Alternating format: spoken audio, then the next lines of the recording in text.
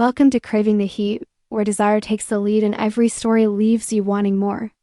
Don't forget to like, subscribe, and share your thoughts in the comments and keep up with our latest naughty stories. It was an ordinary Thursday afternoon, the sun cutting through the blinds in soft golden stripes across the living room. I had been scrolling through my phone when I noticed her message, a casual invitation, the kind that seemed innocent, almost mundane. Come in, I'm just doing yoga. At first, I hesitated. My mind ran through every reason to stay put. I had work to finish, errands to run, responsibilities that demanded attention. And yet, a strange tug compelled me to go. Something in the simplicity of her words carried a warmth I couldn't resist. When I arrived at her apartment, the scent of lavender and eucalyptus drifted out to meet me as soon as I opened the door. The room was quiet except for the soft strains of instrumental music, and in the center of it, she moved fluidly through yoga poses, her form graceful. Almost hypnotic dot, she looked up and smiled as I entered, a subtle warmth in her eyes that made my chest tighten. "Hey," she said, stretching her arms over her head. "Glad you came." I tried to keep the conversation casual, talking about mundane things, the weather, mutual friends, a brief mention of work, but the air between us shifted with every passing moment. It wasn't just attraction, it was something heavier, a mix of familiarity, unspoken longing, and curiosity. After a few minutes, she asked if I wanted to join her on the mat. I laughed nervously, trying to deflect, but she persisted, her voice soft yet insistent. "It'll be fun. Just a stretch. Nothing serious." I stepped onto the mat, clumsy at first, my body awkward in contrast to her practice movements. And yet, the act of being close to her, mirroring her stretches, feeling the warmth of the room and the faint brush of her fingertips, ignited something in me I hadn't expected. It was subtle at first, a glance held too long, a laugh that lingered in the air, but it grew into a quiet, insistent tension dot by the time we were seated cross-legged on the floor. Facing each other, the conversation had dwindled into silence. Her gaze found mine, and I realized how much had changed since the moment I'd first received her message. There was a vulnerability in her eyes, an openness I hadn't seen before. And for reasons I couldn't explain, I felt a magnetic pull. Toward her, the kind of pull that demanded recklessness. "Do you ever feel trapped?" she asked suddenly, her voice barely above a whisper.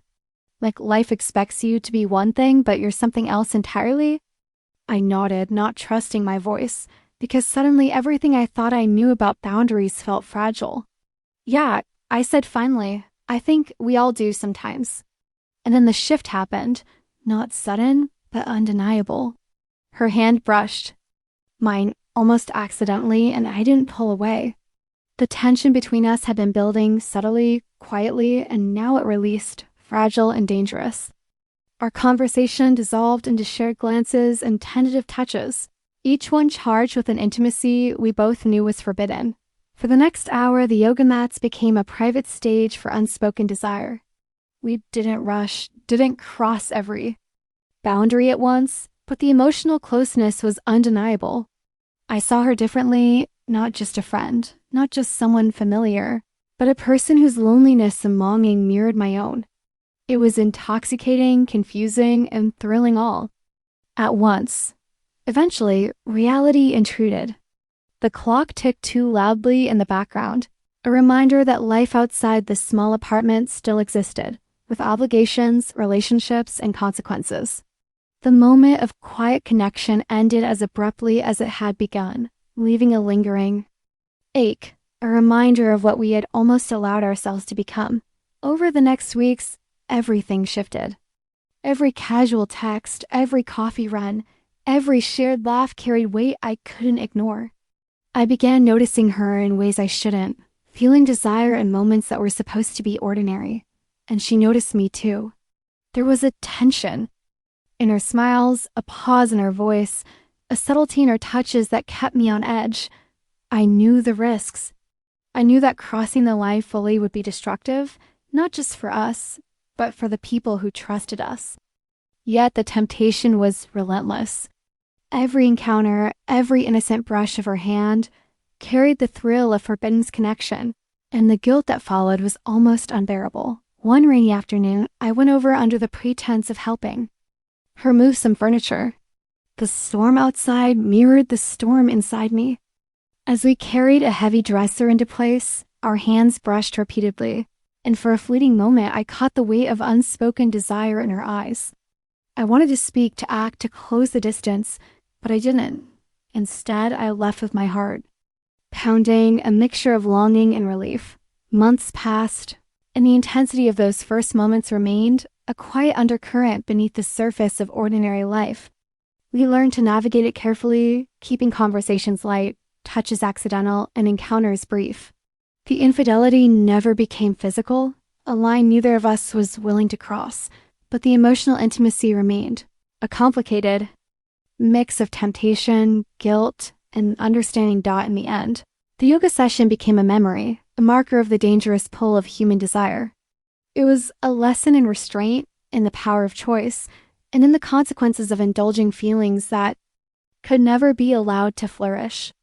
And though our relationship would never be the same, it taught me something profound. That connection, even fleeting in forbiddance, can awaken parts of ourselves we didn't know existed, and that integrity often requires the hardest, quietest battles. It started innocuously enough, her message that Thursday, "Come in, I'm just doing yoga." At the time, it seemed casual, almost banal. But that simple invitation became the catalyst for a series of days that would unravel the careful boundaries I thought I had in place. When I stepped into her apartment, the familiar scent of lavender and incense wrapped around me, instantly putting me on edge. She greeted me with a smile that seemed to carry a weight I couldn't place. There was something different in the curve of her lips, the tilt of her head, the warmth in her eyes, as if the ordinary act of opening the door had shifted the balance of everything. We began with yoga, as she suggested, simple stretches, breathing exercises. I tried to focus on mimicking her movements, on the mechanics of posture and balance. But it was impossible to ignore her presence, the subtle brush of her hands when she adjusted a pose, the quiet sighs that filled the space as we moved in tandem. I became acutely aware of every nuance, the way her hair fell over her shoulder, the soft cadence of her breath, the curve of her smile when she caught my eye. After the session, we sat cross-legged on the mats, ostensibly to meditate, but the air between us was electric. She spoke softly, almost hesitantly, about things that weren't typically shared, the feeling of stagnation in her life, the sense of being unseen, unheard. Her honesty was startling, compelling, and I found myself responding in kind, revealing vulnerabilities I had never voiced. Days turned into weeks, and our encounters became more frequent, each one charged with the same quiet tension.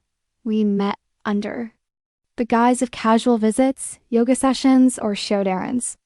And each time, the unspoken current between us grew stronger.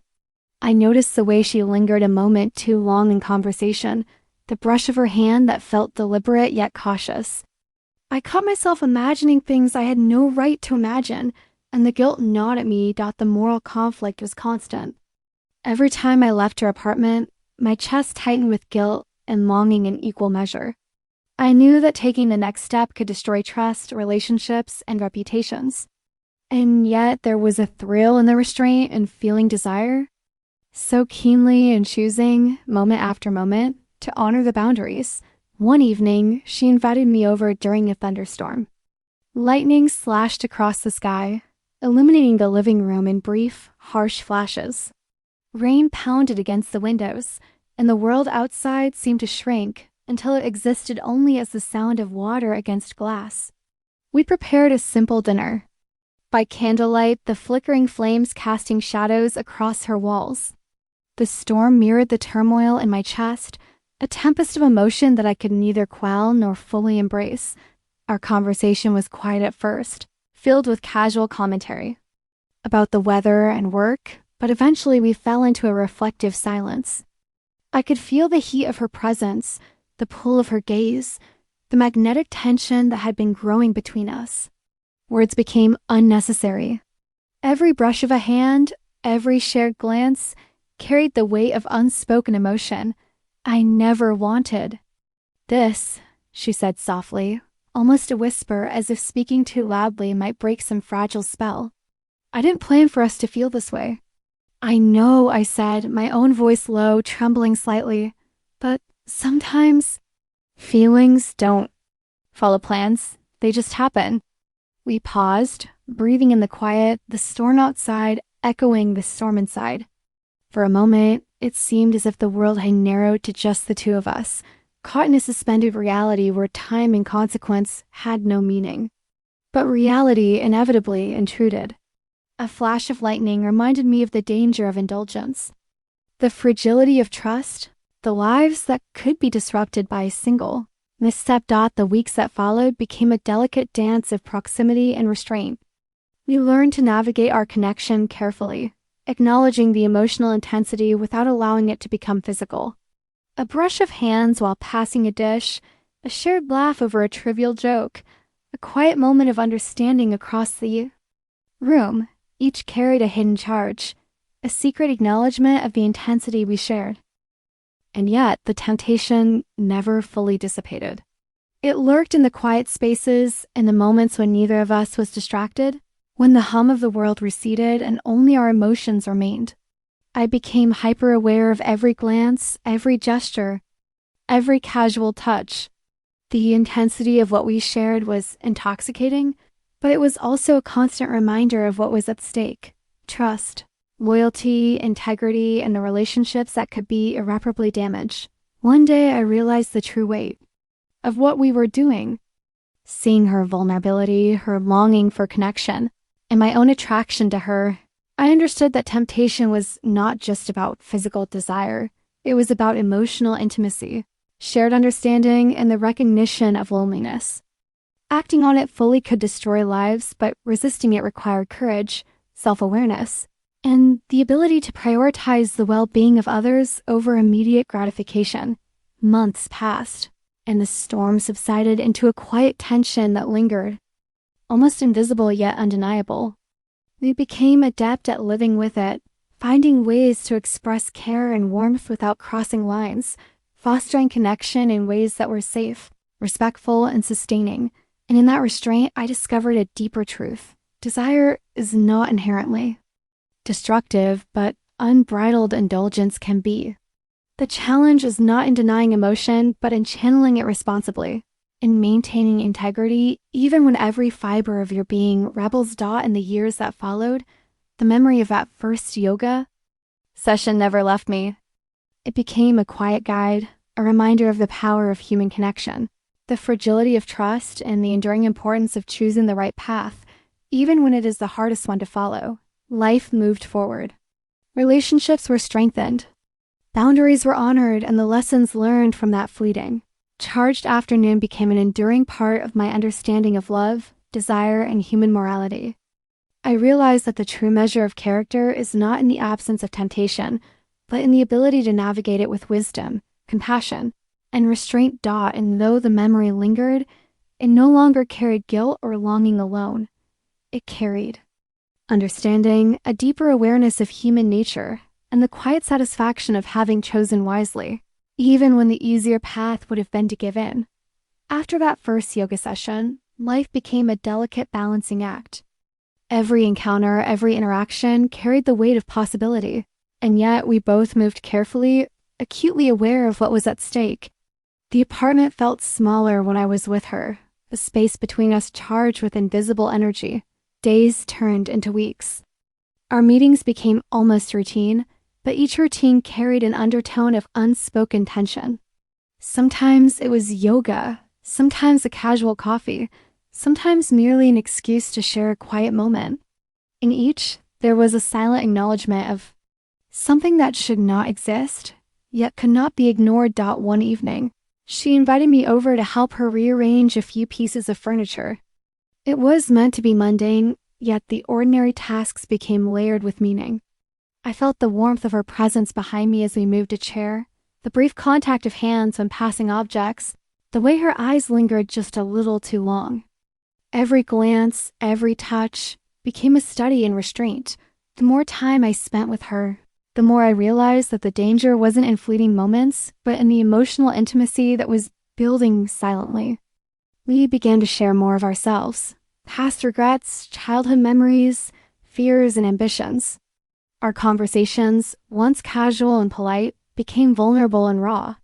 I found myself thinking about her at times I shouldn't, replaying words and gestures in my mind, feeling the ache of desire intertwined with guilt.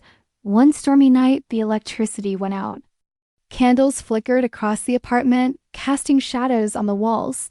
The wind howled outside and rain drummed against the windows. We were alone, preparing a simple dinner by candlelight.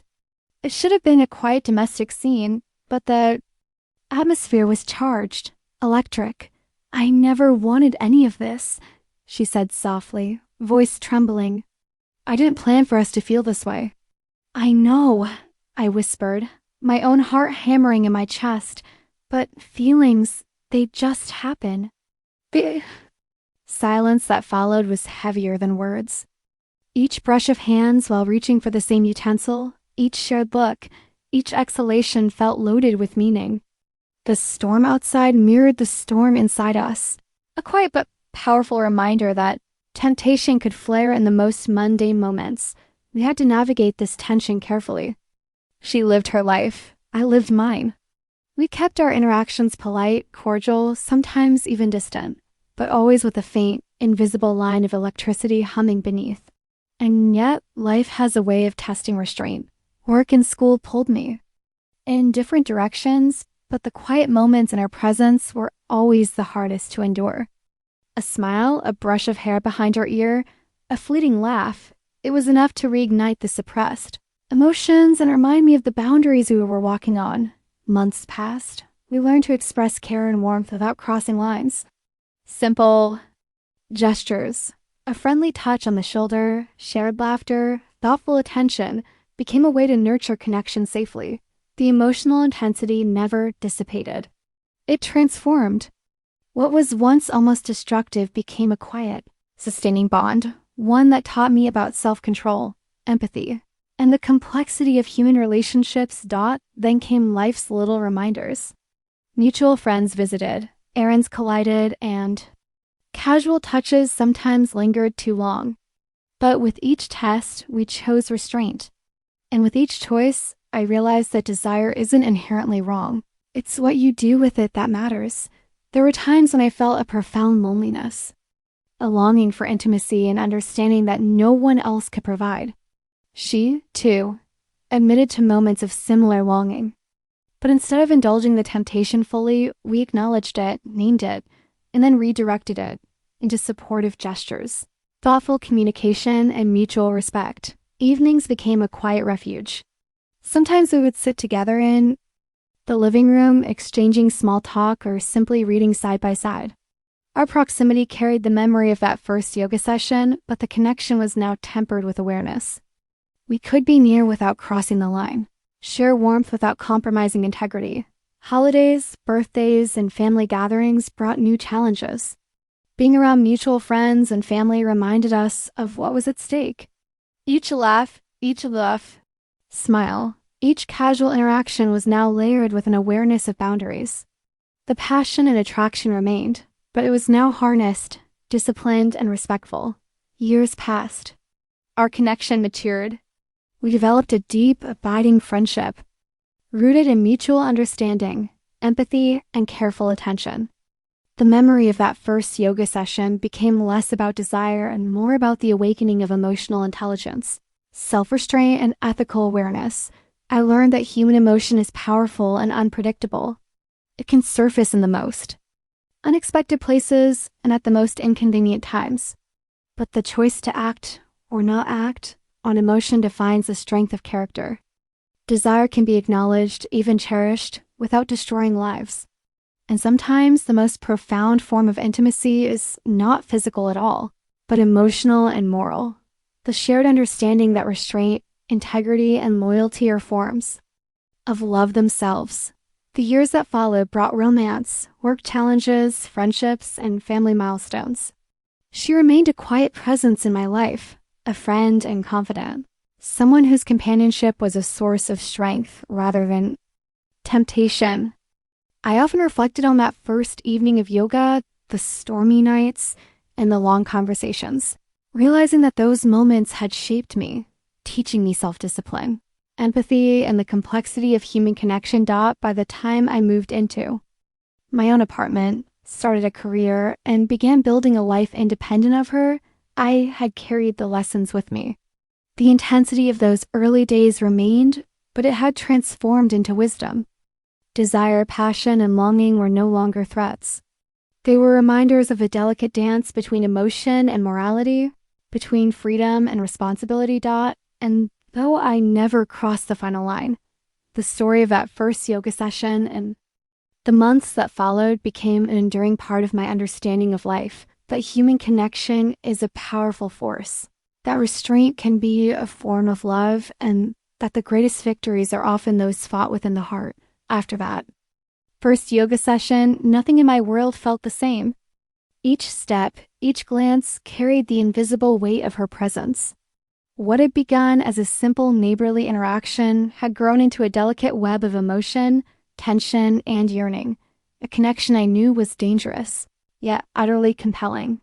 Our encounters became more frequent, yet each was carefully veiled in casual pretense. She would invite me over to discuss yoga poses or help choose music for her practice. But beneath the veneer of ordinary conversation, something deeper simmered. I could feel it in the way her hand lingered briefly on mine, the subtle brush of her hair against my shoulder, the warmth in her eyes that seemed to search for something unspoken. The more time I spent with her, the more the walls I had built began to crumble. Each shared laugh became a thread pulling us closer. Each moment of vulnerability, her speaking of loneliness, of dreams deferred, of a life half-lived, drew me deeper into her orbit. Passion became less a fleeting spark and more a constant undercurrent, flowing beneath the surface of mundane routines.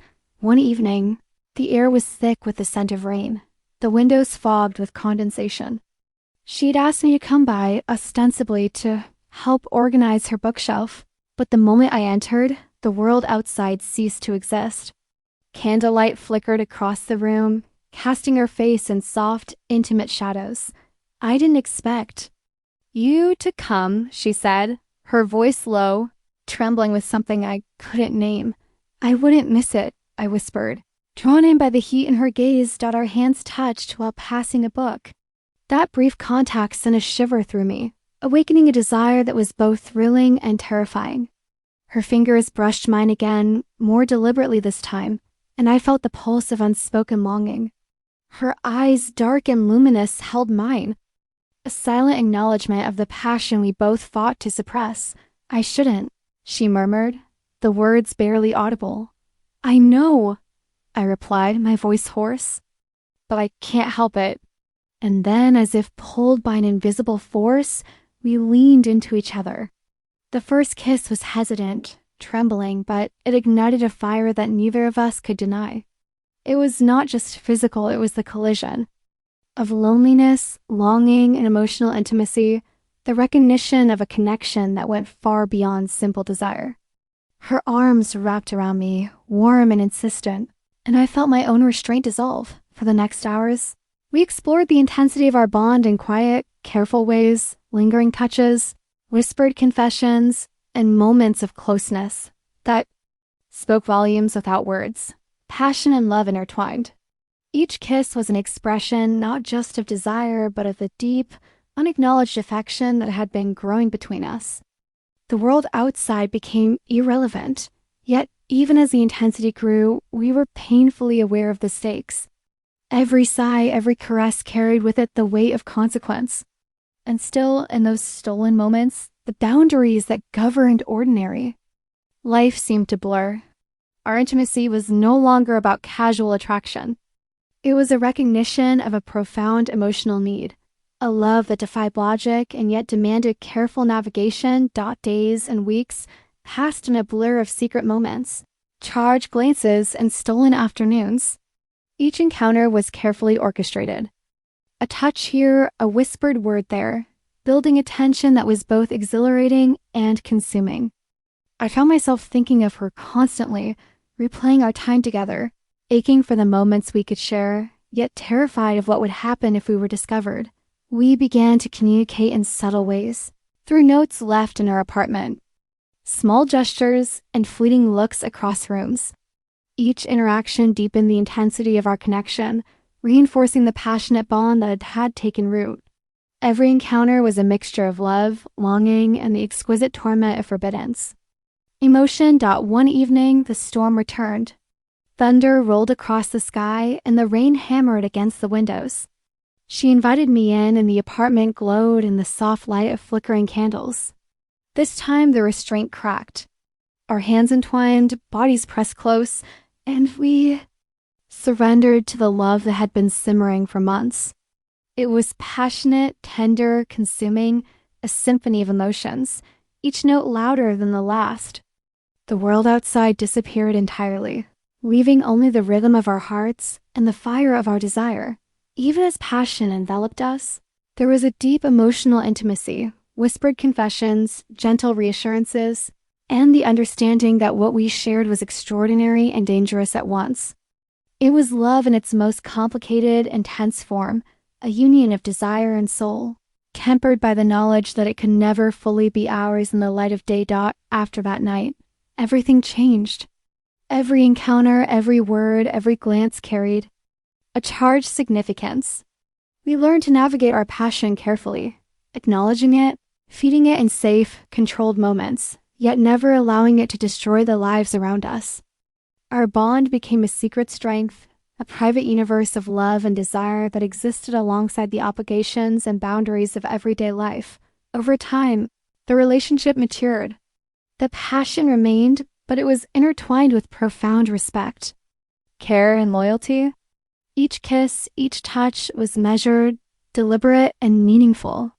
Love had evolved from a fleeting thrill into a deep emotional connection, one that taught me about the power of restraint, the beauty of tenderness, and the complexity of human desire. We discovered that passionate love did not require recklessness. It required honesty, understanding, and a mutual commitment to protecting each other and the world outside our private moments. Every glance across the room, every whispered word, every shared smile became a reminder of the love that existed. In its purest form, intense, consuming, and yet safe enough to endure. Years passed. Life continued, full of responsibilities, work, and the quiet hum of daily routines. But the love we shared, passionate, tender, and profound, remained a central force in my life. It was no longer merely a source of temptation. It had become a source of strength, resilience, and deep emotional fulfillment. Even now, years later, the memory of that yoga session, that first stolen touch, and those stormy nights remains vivid. A testament to the power of passion, the complexity of love, and the enduring strength of a bond forged in both desire and restraint. And though the world may never know the depth of what we shared, the love remains, eternal and unshakable. A private universe of emotion, fire, and connection that has shaped who I am.